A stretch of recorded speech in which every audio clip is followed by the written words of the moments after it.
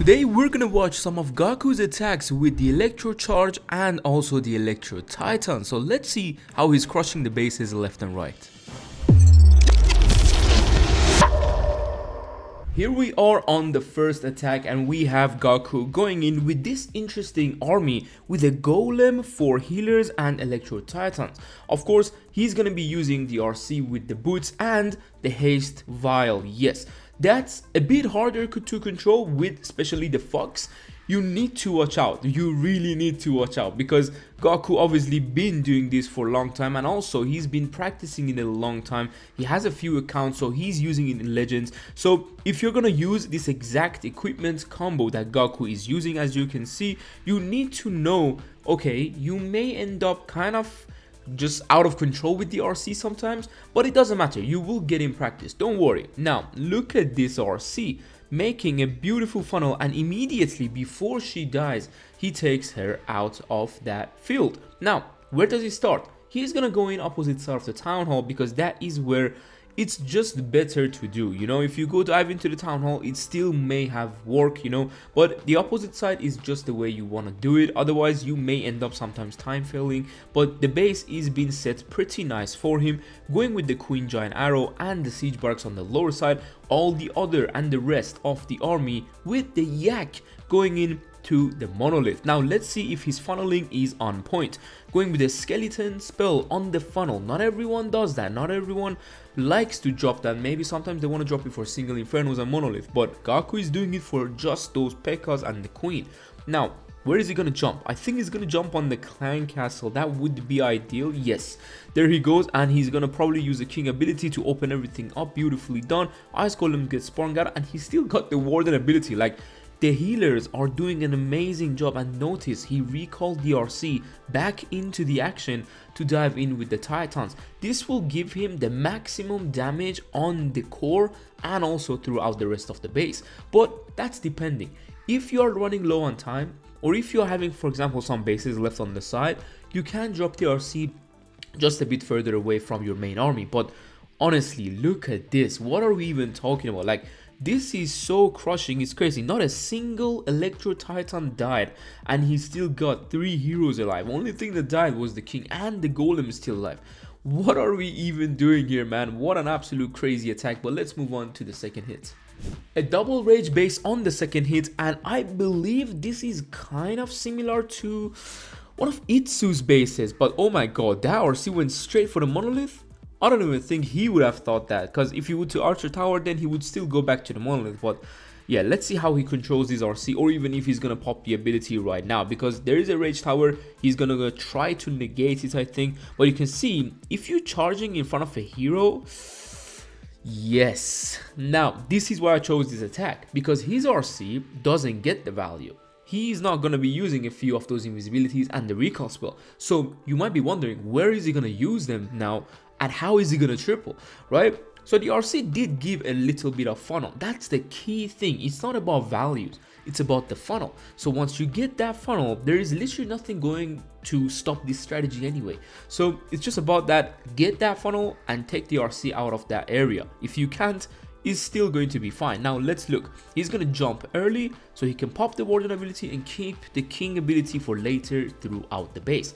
Double ice golem comes out, tornado trap and the giga bomb all being negated from that warden ability. Notice the queen and everyone doing amazing job on the left hand side. He doesn't have the RC to drop with the heroes or the troops, so let's see how he's going to control everything with the spells he's got. Free spell for the rage tower so it doesn't go off too early. He has some cleanup hopefully on the right, because yep, he just dropped the minion, exactly what I was thinking. Now he's going to make everything invisible, and just watch out because Titans cannot shoot over the wall, so you need to know what bases you're hitting and open up walls. And look at this, he's gonna recall everything and put him in front of the queen and on the outside of the base so they can reach the single inferno and the rest of the attacks.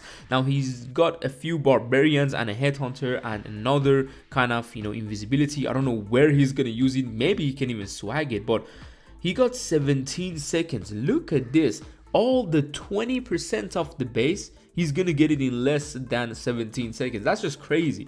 His queen went in. Maybe that was a bit lucky, but that wall was going to be broken anyway, so absolutely crazy finisher and a recovery from Gaku. Obviously his RC diving into 2 heroes is risky, as you saw. Don't try to do it, because sometimes if your RC locks to them and if you can't control her with the fox and the timings, you will lose on her, and for the rest of the attack you won't have her. So here we are on a box layout. Now we're just gonna see how he takes out this box, because obviously there's some toxic rage towers and he's dropping the RC for one of those rage towers. Not straight from the mortar, but a bit sided angle. So now you can see with the haste valve, your RC sometimes is going to take some damage once she goes uninvisible. You need to watch out. It's hard to control. This is Gaku's attacking. So if Gaku sometimes cannot control it, you should be fine when you can't control it in your attacks. Just make sure you do enough practice. It's just easier to do it with Phoenix and more invisibilities obviously, but this is also something good, and he just took that RC out from that damage. Now this attack he's gonna dive into the town hall, because notice the other side is such a far side with double ricochet cannon, CC king, and then a rage tower to kind of go through and then reach the town hall, which then on the back end he has still 2 major defenses. So he is choosing the easier way and less riskier way to a 1-star to go dive into the town hall, with a queen and RC dropping on the other side, popping the warden ability once the CC monolith, fire spitter and everything is locking onto him. He could pop the king right now to open up everything, but he kind of chose not to. I think that's a good choice, because if it was me, I would have popped it. But now he has a jump, he has the king earthquake boots, and the base is literally having no chance to defend this many troops, especially when the RC is still kind of doing some nice things as well. The queen will have access to a lot of the things, and look at this ability. You can see it's a lot easier to end on this side of the base than to start into a lot of Teslas and heroes and damage and rage tower and then reach the town hall. So you can see how he takes the risks from that attack, that for example I think it was the first attack, how he went opposite side of the town hall, there was not much damage. On this one he dived into the town hall and he is able to finish this base off. Now this is not going to be as crushing as the other ones, but still you can see how he keeps those barbarians for the end of the attack to try to kind of get whatever is left and help the queen out, because his queen is always alive. That's the key thing. She can reach a lot of things, and with the yak or extra wall breaker or even the king's earthquake boots, she is going to be reaching a lot of the base. How did he have 2 Pekkas, if I'm not mistaken, alive? That's just insane. But let's move on to the 4th hit. So here we are on the last and final attack, and look at this kind of invisibility tower. It's crazy, right? And he has a rage tower in between it. So this is something we're seeing more often in Legends right now, with the Invis tower and the rage tower combo in the core. Something that is really hard to RC charge and also reach as the main army. Let's see what Gaku does, because I'm really interested to see. So he's sending the RC to get the town hall on this attack. That's crazy. So we saw different variations of RC depending on the base. This one obviously, the other side of the bases are just not worth it obviously, and the RCs just keep gonna go around. But he found a nice spot to send the RC, get a good funnel, and he can start cleaning up from the top side. Let's see if he's gonna pull the CC though. That's always my question.